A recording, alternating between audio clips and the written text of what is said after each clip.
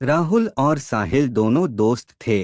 राहुल गरीब था और साहिल एक बड़े से शहर में रहते थे। एक दिन उसने अपने गांव जा रहे थे और उसने एक बस पकड़कर जाने लगा और बस स्टेशन पर जाकर रुकी। इतने में पीछे से आवाज आई, साहब मैं आपका सामान उठा लूं क्या? अभी साहिल बस से उतरा ही था कि किसी की आवाज सुनकर चौंक गया। पीछे मुड़कर देखा तो एक लड़का उसकी ही उम्र का था, जो के फटे पुराने कपड़े पहने हुए थे और उसके सामान की तरफ देख रहा था। साहिल ने उसे टालते हुए कहा, नहीं मैं अपना सामान खुद उठा लूंगा। यह सुनकर वह लड़का थोड़ा सा निराश हो गया और बोला, साहब कुछ भी दे दीजिएगा, मैं बहुत मजबूर हूँ और भूखा हूँ, कुछ खाने का तो इंतजाम हो जाएगा। इतने में साहिल ने झुंझला कर उसकी ओर देख ही रहा था कि उस लड़के की आंखों में उसे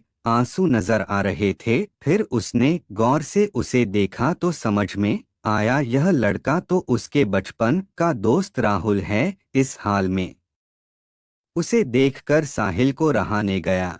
साहिल ने उससे कहा कि पहले मेरे साथ चलो। वह उसे लेकर पास के एक ढाबे पर ले गया और पूछा, क्या खाओगे? साहिल के पूछने पर लड़के ने कहा, नहीं साहब, अगर आप सामान उठवाओगे तो ही मैं कुछ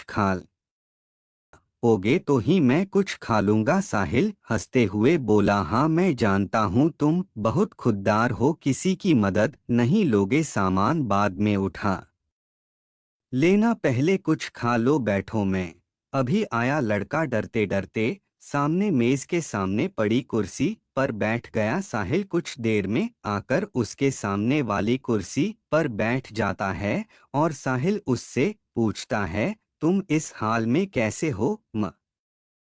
मेरा मतलब है कुछ अपने बारे में बताओ। राहुल ने बताया, साहब मेरे पिता इसी गांव में एक किसान थे। एक बार गांव के जमींदार से कर्ज लेकर उन्होंने फसल लगाई थी, लेकिन सारी फसल खराब हो गई, जिसकी वजह से कर्ज नहीं दिया और कर्ज का ब्याज बढ़ता गया। एक बार जमींदार ने खेतों पर और बैलों पर और घर पर कब्जा कर लिया। पिताजी ये सब बर्दाश्त न कर सके और फांसी लगा ली। मैं तब छोटा था। कुछ दिन बाद माँ भी चल बसी स्कूल जाना, तो दूर गांव में कोई काम न मिला, भूखे से मरने लगा, इसलिए यह काम शुरू किया। तब से जो भी काम मिलता है वह कर लेता हूँ। दोपहर को बस के आने पर कोई कोई सवारी सामान उठवा लेती है तो खाने का जुगाड़ हो जाता है। तभी इतने में खाना आ गया। खाने को देखकर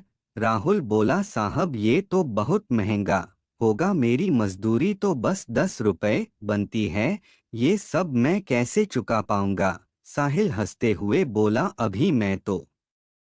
अभी आया हूँ, वापस भी जाऊंगा, तब मेरी सामान फिर से उठा लेना। साहिल उसे जानबूझकर अपनी पहचान नहीं बता रहा था। उसे पता था कि अगर उसने ऐसा किया तो राहुल उससे मदद नहीं लेगा। राहुल बहुत भूखा था, वह जल्दी जल्दी खाना खाने लगा। इधर साहिल कुछ देर के लिए पुराने दिनों में खो गया। उस समय दोनों एक ही स्कूल में पढ़ते थे, दोनों साथ खेलते थे और राहुल पढ़ने में बहुत तेज था, उसमें और साहिल में हमेशा क्लास में फर्स्ट आने की होड़ लगी रहती थी। साहिल के पिता उसी स्कूल में अध्यापक थे। एक दिन साहिल के पिता का ट्रांसफर हो गया तो साहिल स्कूल छोड़कर शहर चला गया। आज वह कॉलेज में पढ़ता है। छुट्टियों में गांव के पुराने दोस्तों से मिलने चला आया था। वैसे उसके चाचा भी इसी गांव में रहते हैं। साहिल को यह उम्मीद बिल्कुल नहीं थी कि उसका दोस्त उसे इस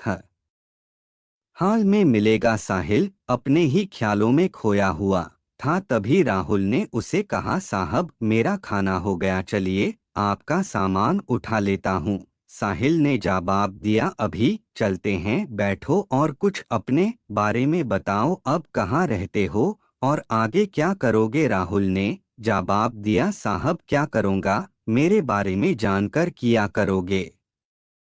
मेरे जैसे लोग ऐसे ही सड़क पर मजदूरी करते रहते हैं और एक दिन ऐसे ही मर जाते हैं। एक समय था, हमारे पास भी सब कुछ था, वो जो सामने आप स्कूल देख रहे हैं, मैं वहाँ पढ़ा करता था। साहिल बोला, अब पढ़ने का मन नहीं करता। राहुल बोला, साहब माता पिता का साया क्या होता है ये उनके जाने के बाद पता लगता है। मेरे पिता मुझे सरकारी अफसर बनाना चाहते थे। साहिल उसकी बातें गौर से सुन रहा था। राहुल को एक पल के लिए भी यह एहसास नहीं हुआ कि यह तो उसका बिछुड़ा हुआ दोस्त है, क्योंकि साहिल के रहन सहन से लेकर उसका पहनावा सब कुछ बदल चुका था। राहुल ने पूछा, साहब आप यहाँ किसके घर आए हैं? साहिल ने अपनी पहचान छिपाते हुए कहा, नहीं बस ऐसे ही गांव घूमने आया था। यहाँ कोई होटल मिल जाएगा रुकने के लिए?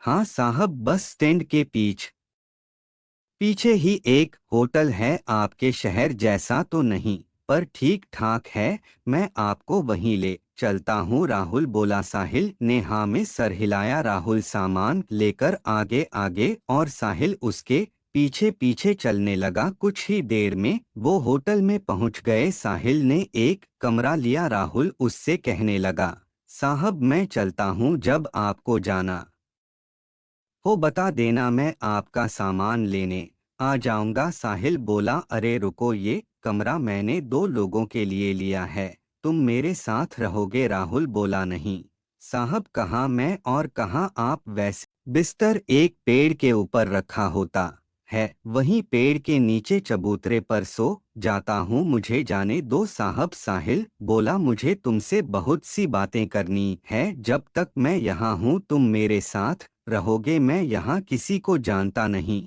हूँ, तुम मुझे पूरा गांव घुमाओगे? राहुल कुछ नहीं बोला। कमरे में सामान रखने के बाद साहिल राहुल को लेकर एक कपड़े की दुकान पर पहुंचा। वहां उसे नए कपड़े दिलवाए और नए जूते दिलवाए। फिर उसे लेकर होटल में आया। उसने राहुल की जरूरत का हर सामान खरीदा और उससे कहा, तुम नहाकर ये कपड़े पहनो, मैं अभी आता हूँ। राहुल को कुछ समझ नहीं आ रहा था कि यह सब क्या। उसके बाद उसने नहा धोकर नए कपड़े पहने और अपने आप को शीशे में देख ही रहा था, तभी साहिल आ गया तो देखा राहुल अपने कपड़ों को देखकर रो रहा था। साहिल बोला, क्या हुआ, कपड़े अच्छे नहीं हैं? राहुल बोला, नहीं साहब, माँ की याद आ गई, वो अपने हाथ से सिल कर कपड़े पहनाया करती थी। कल मैं आपको अपना घर दिखाऊंगा जो जमींदार ने हथिया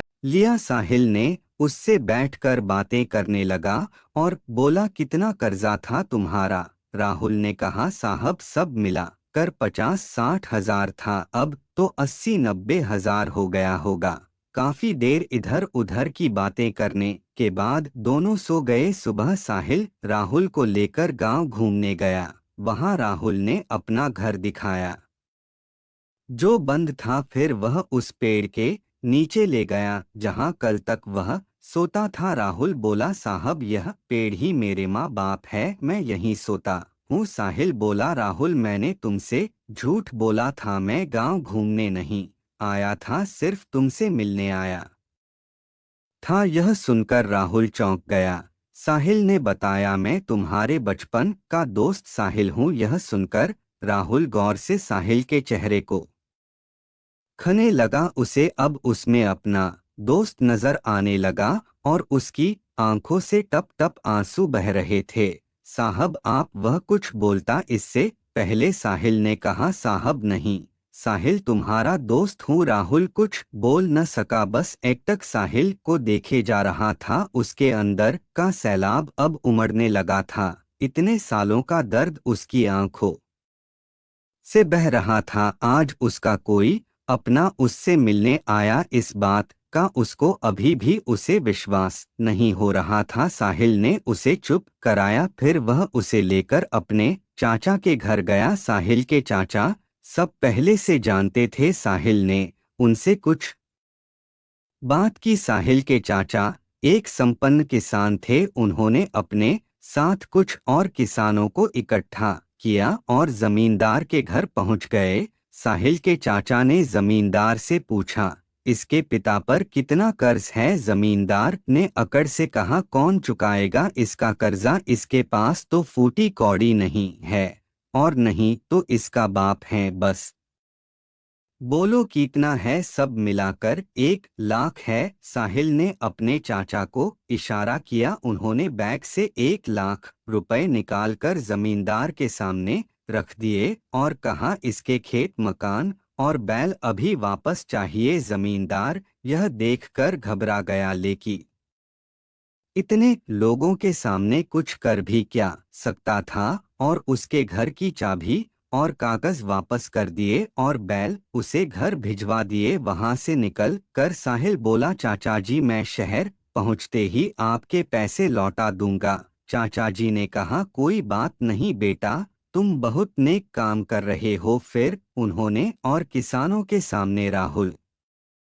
से बोला, बेटा तुम्हें तुम्हारा सब कुछ वापस मिल गया, अब अपने खेतों पर खेती करो, हम सारे किसान तुम्हारा साथ देंगे। यह सुनकर सब किसान तैयार हो गए। हाँ बेटा, अब वो जमींदार तुम्हारी तरफ आंख भी नहीं उठा सकेगा। साहिल ने राहुल को खेती करने के लिए 20,000 रुपए और दिलवा दिए। राहुल उसके पैरों में गिर पड़ा। उसे उठाकर साहिल ने कहा, दोस्त अब तुझे आगे निकल कर दिखाना है। अगली बार जब मैं गांव आऊं तो मेरा दोस्त मुझे खुशहाल मिलना चाहिए। यह कहकर साहिल ने राहुल को गले लगा लिया। अगले दिन साहिल शहर चला गया। वहां से उसने अपने चाचा के पैसे बैंक में जमा करवा दिए। इसके 6 महीने के बाद एक दिन साहिल दरवाजे की घंटी सुनकर दरवाजा खोलने गया तो देखा सामने राहुल खड़ा था। 6 महीने में बिल्कुल बदल गया था। साहिल ने उसे गले से लग लिया। अंदर आकर उसने साहिल के माता पिता के पैर छुए। साहिल बोला, अचानक यहाँ कैसे? सब ठीक है ना? उस जमींदार ने परेशान तो नहीं किया? राहुल बोला, नहीं यार, सब ठीक है। तेरे चाचा और दूसरे किसाने ने मेरी बहुत मदद की, अब तो सब ठीक है। मेरी फसल भी अच्छी हुई, उसकी कमाई से तेरा कर्ज चुकाने आया हूँ। ये 20,000 है, बाकी धीरे धीरे चुका दूंगा। साहिल बोला, तू मेरा भाई है, मैंने कोई कर्ज नहीं दिया था। तूने ये कैसे सोच लिया? ये मैं नहीं ले सकता। लेकिन राहुल जिद करने लगा। तब साहिल के पिता ने कहा, बेटा रख लो, ये इसकी खुददारी है। जो शिक्षा मैंने दी थी यह उसकी का पालन कर रहा है। साहिल पैसे रख लेता है, फिर राहुल शर्माते हुए उसे अपनी शादी का कार्ड पकड़ा देता है। साहिल कहता है, अरे ये क्या तू शादी कर रहा है? तभी साहिल के पिता ने कहा, हाँ, जब तूने हमें सब बताया तभी मैंने तेरे चाचा से इसके लिए अच्छी सी लड़की देखने के लिए कहा था। कब तक घर में अकेला रहेगा? राहुल बोला, मैं आप लोगों का एहसान जिंदगी भर नहीं भूल सकता, मेरी तो कोई औकात नहीं थी। साहिल बोला, सब ऊपर वाला करता है, सब उसी के हाथ में है। तेरे अच्छे दिन आने थे, मैं नहीं आता मदद करने तो ऊपर वाला किसी और को भेज देता। कुछ दिन बाद साहिल अपने परिवार के साथ राहुल की शादी में पहुंच गया। उन्हें देखकर राहुल बहुत खुश हुआ। उनके साथ पूरा गांव बालों दोनों की दोस्ती की मिसाल दे रहे थे। ऐसी कहानी सुनना है तो सब्सक्राइब करो, लाइक और शेयर करो।